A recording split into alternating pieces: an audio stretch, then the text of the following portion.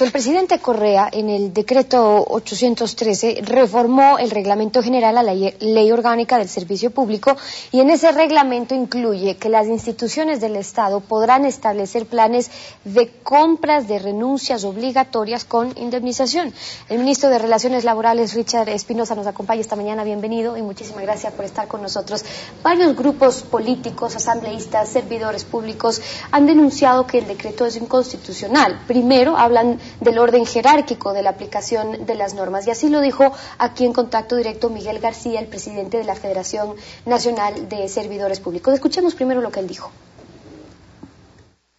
Fue rechazado por la Asamblea, luego el presidente veta lo que aprobó la Asamblea el 29 de septiembre se ratifica en lo aprobado y rechaza la propuesta que hizo el presidente en el veto de incorporar en la 10ª disposición transitoria la compra de renuncia obligatoria. Si bien es cierto que la Constitución le concede al señor presidente de la República en el artículo 147, numeral 13, la capacidad de dictar reglamentos, el mismo artículo dice, pero estos reglamentos no pueden modificar la ley. El 425 de la Constitución establece la jerarquía de las normas y están las leyes orgánicas muy por encima del reglamento. ¿Qué pasa con eso, ministro? Bueno, gracias primero por la entrevista. Primero partir diciendo que la base fundamental para el desarrollo de cualquier país del mundo, entre estos obviamente está incluido el Ecuador, es el contar con un servicio público de primera, con un servicio público de calidad eficiente. Y justamente por ese motivo se llevó adelante todo el proceso de la elaboración de la ley. Yo lo que voy a hablar el día de hoy es fundamentado con argumentos, con la ley en la mano, y no como he escuchado a muchos miembros especialmente de la oposición, en donde se han inventado una serie de cosas que son absolutamente falsas. Primero, hay que hablar tanto de la vinculación como de la desvinculación laboral, porque de la vinculación laboral ya están diciendo que supuestamente este mecanismo es para que ingrese gente del movimiento Alianza País, lo cual lo desmiento y es absolutamente falso y lo puedo comprobar. Y con respecto al tema de mención de la desvinculación laboral por el tema de compra de renuncias, primero que está claramente especificado, aquí está la ley, y en su artículo 47 que dice que los casos de cesación definitiva de funciones de un servidor público, en su literal K, es por la razón de compra de renuncias con indemnización. Exacto. Es decir, este tema de aquí tiene que ser reglamentado, tiene que ser regulado. Caso contrario, la ley hubiera sido inaplicable. El tema al que se refiere justamente Miguel García. Pero sin pasar, porque en efecto lo dice en el artículo 47, en el literal K, dice por la compra de renuncias con indemnización, pero no dice por la compra de renuncias obligatorias con indemnización. Eso entra en el reglamento. La pregunta es, cuando esto se le propuso a la Asamblea no lo aceptó. Luego en el reglamento el presidente ya incluye el tema de la renuncia obligatoria, que es lo que los servidores públicos están diciendo que es institucional, porque ya cambia el contenido. El fin de renuncia a renuncia obligatoria. A ver, ahí hay que mencionar y aclarar dos cosas. La primera, aquí tengo la disposición transitoria 10ª que fue no aprobada por la Asamblea Nacional, en donde claramente su título dice compra de renuncias con indemnización. Esto no fue aprobado. ¿Y sabe cuál fue el motivo para no su aprobación? Porque ahí estuvimos nosotros escuchando justamente el debate. Es porque se iba a pagar esta indemnización con bonos del Estado, lo cual hoy día ya no consta en el reglamento que aprobó el señor presidente de la República, que también habla de la cesación de funciones por compra de renuncias con indemnización. Y aquí cabe también aclarar que esto no es una venta de renuncias, y ahí están confundiendo la figura. La venta de renuncias se dio en el año 1993 y en 1999 a través de la Ley de Modernización del Estado y posteriormente a través de la reforma de la Ley de Finanzas Públicas, en donde las personas podían vender su renuncia. Esto es una compra de renuncia, es decir, la potestad que tiene la administración para ¿qué? Ministro. Para poder lograr la eficiencia en el sector público a través de también Pero hay sistema. una palabra clave que en efecto no constaba en la ley anterior y que ahora consta en el reglamento, que es la compra de renuncias obligatorias. Entonces, por eso ahí es mi pregunta también. Una compra de una renuncia obligatoria no termina siendo lo mismo que un despido o un despido intempestivo. ¿La renuncia no debería ser voluntaria?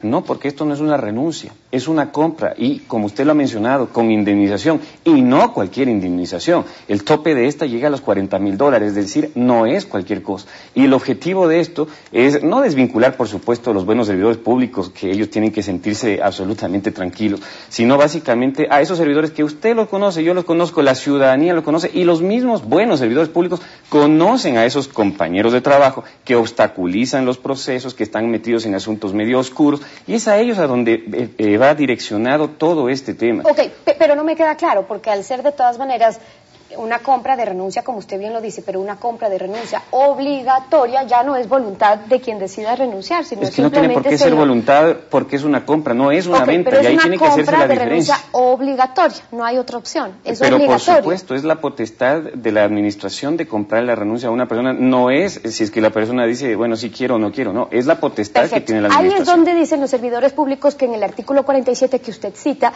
de la LOCEP, en ningún caso prevé la compra de renuncia obligatoria, sino que más bien la renuncia como tal voluntaria lo establece como una causal de cesación definitiva en funciones. Porque no es necesario porque, insisto, antes se establecía en su momento, en los años 90, una venta de renuncia. Esa sí era voluntaria, tenía que ser aceptada por el servidor, y si el servidor decía no, bueno, pues simplemente no se procedía. Esta es una compra de renuncias y está clara y claramente definida. Ok, la intención podría ser buena, y es que en efecto tienen que haber mecanismos para acabar con un sistema burocrático. Esa fue mi pregunta que yo le hice al presidente de la Federación de Servidores Públicos, y cuando me contestó me dijo lo siguiente, que ya hay que existen otros caminos si es que en realidad ese fuera el fin. Escuchemos lo que nos dijo. En la ley orgánica del servicio público constan normas suficientes para mejorar el Estado. Aquellos que estén en exceso pueden ser sacados mediante supresión de partida, artículo 60. Por 25 causales pueden ser destituidos los malos funcionarios, los deshonestos, los indolentes, los que no tratan bien a la población, etcétera.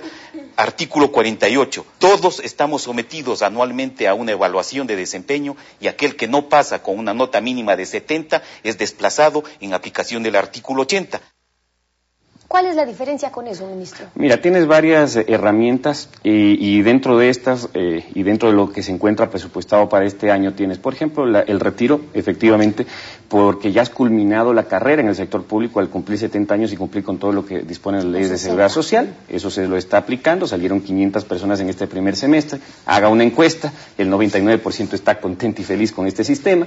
Van a salir 1.121 personas más hasta el mes de diciembre, para lo cual vamos a destinar alrededor de $44 millones. Okay, 600 personas. 1.100 personas hasta diciembre. Por este motivo que le estoy mencionando, 600 personas más que está proyectado para el próximo año, para lo cual vamos a requerir otros $24 millones. De ahí tienes otro sistema que, por ejemplo, la evaluación del desempeño, y que bueno que está puesto en esta ley, que yo sí lo puedo considerar hoy día la ley más moderna en Latinoamérica de los servicios públicos. Porque para hacerla nosotros estudiamos la problemática de Latinoamérica antes de que esta sea aprobada. Pero para no desviarnos, y aquí justamente está, por ejemplo, la evaluación del desempeño. Yo digo, ese es un buen mecanismo puesto en la ley. ¿Cuál es el problema que tienes ahora?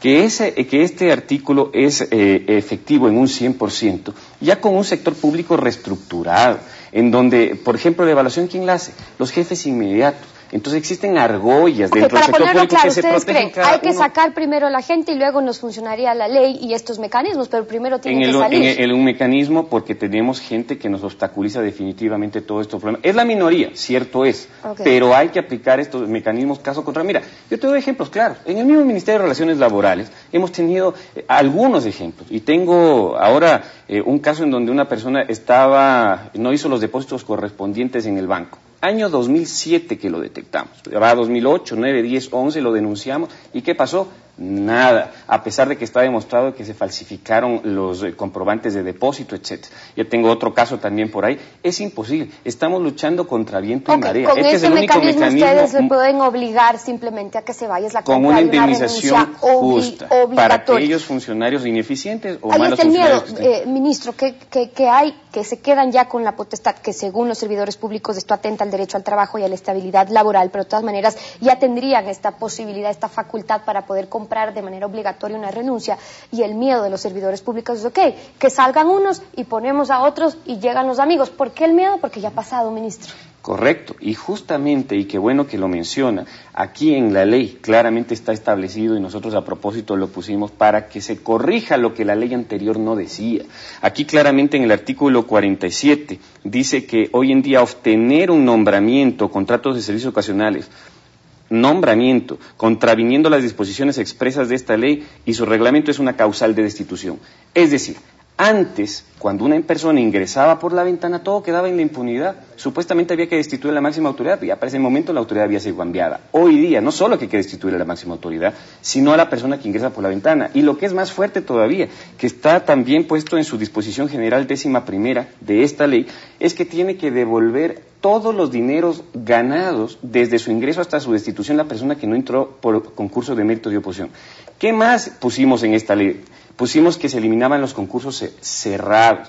Porque ¿cuál era la trampita antes? Contratabas a tus mejores amigos a través de un contrato de servicios ocasionales, porque para eso no se necesita concurso, y después llamabas a concurso, pero solamente participaban ellos. Y así ingresaba la gente a dedo. Eso está eliminado por ley. Okay. Y entonces nosotros, si hubiéramos querido hacer lo que dice la oposición, no nos hubiéramos puesto Según el decreto, esto ya tendría que estar vigente. Le pregunto porque mañana se va a presentar una demanda de inconstitucionalidad. Los servidores públicos han dicho precisamente por atentar contra el derecho al trabajo, dicen, y contra la estabilidad laboral. Si es que esto ya está vigente, ¿ustedes ya van a empezar a comprar renuncias obligatorias o van a esperar a ver qué pasa con lo que se está